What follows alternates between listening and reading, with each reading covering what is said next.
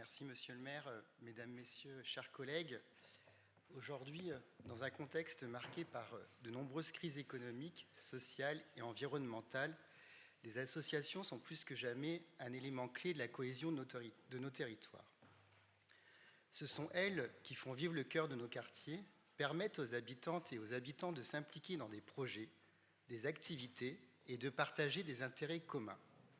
Elles sont au cœur des solidarités humaines et viennent bien souvent, même trop souvent, pallier les carences, les manquements, les défaillances de la puissance publique. Les associations renforcent également les corps intermédiaires, malmenés ces dernières années, alors que nous traversons une crise démocratique sans précédent. En somme, elles incarnent l'essence même de notre pacte social et républicain. Nous savons bien que l'une des principales difficultés que rencontrent les associations porte sur les ressources et la gestion de leur trésorerie, particulièrement face à la baisse significative et importante des subventions publiques ces dernières décennies.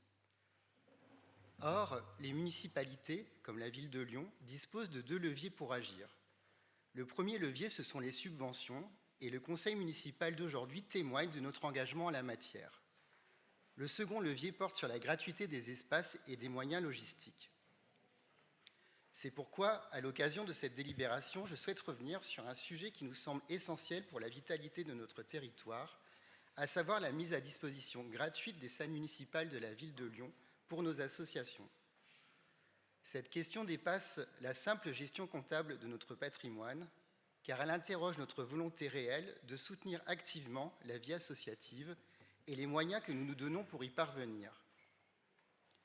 Nos salles municipales ne sont pas de simples bâtiments administratifs, elles sont un bien commun, un héritage collectif, témoin permanent de la vie et des activités des Lyonnaises et des Lyonnais. La gratuité de ce patrimoine commun pour nos associations permettrait de reconnaître sa valeur au service du collectif et de l'intérêt général. Elle offrirait à ces structures la possibilité de s'épanouir sans que des considérations financières ne viennent peser sur leur budget et freiner, in fine, leur action pourtant essentielle. Certains diront qu'il s'agit d'associations que nous soutenons déjà. D'autres proposeront peut-être d'augmenter leurs subventions pour couvrir les frais d'accès à nos équipements publics. Mais cela reviendrait en somme à donner d'une main pour reprendre de l'autre. Et qu'en est-il des nombreuses associations qui ne bénéficient pas du soutien financier de la ville, mais qui contribuent pourtant au dynamisme social et démocratique de notre territoire? Dans le cadre de la tarification des équipements de proximité, dont la gestion relève des arrondissements, le conseil municipal a déjà fait le choix de tendre vers la gratuité. Et cette initiative n'était pas un geste symbolique, c'était un réel acte d'engagement de notre part envers ceux et celles qui œuvrent chaque jour à renforcer le vivre ensemble, à créer du commun et à favoriser des espaces de rencontre, d'échange et de partage.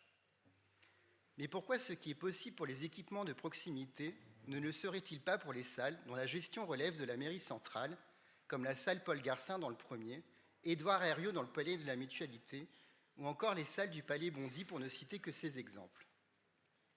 Ne serait-il pas plus efficace, plus juste, plus cohérent d'harmoniser et de clarifier les conditions d'accès aux salles pour toutes les associations de notre territoire, sans aucune exception?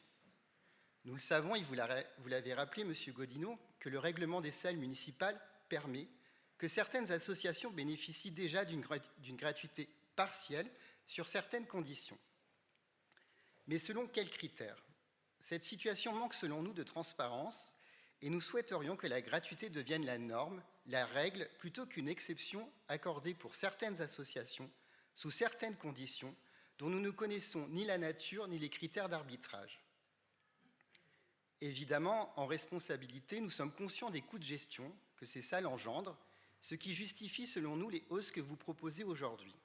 Cependant, le groupe Lyon en commun croit fermement que nous devons nous engager pour soutenir plus encore ces artisans du lien social que sont les associations, parce qu'elles organisent et favorisent l'engagement et la participation citoyenne, mais aussi parce qu'elles répondent aux besoins des plus vulnérables. Toutes les associations de loi 1901 à but non lucratif, d'intérêt général bien évidemment, devraient être exonérées de ces charges.